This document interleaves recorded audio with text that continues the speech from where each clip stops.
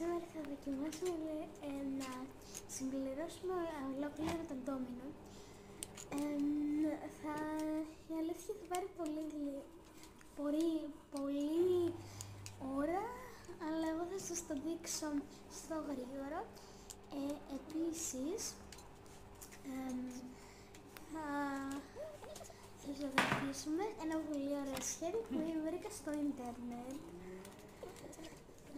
Βλέπετε και τη μάνα μου από πίσω να χαλαμακιάζει.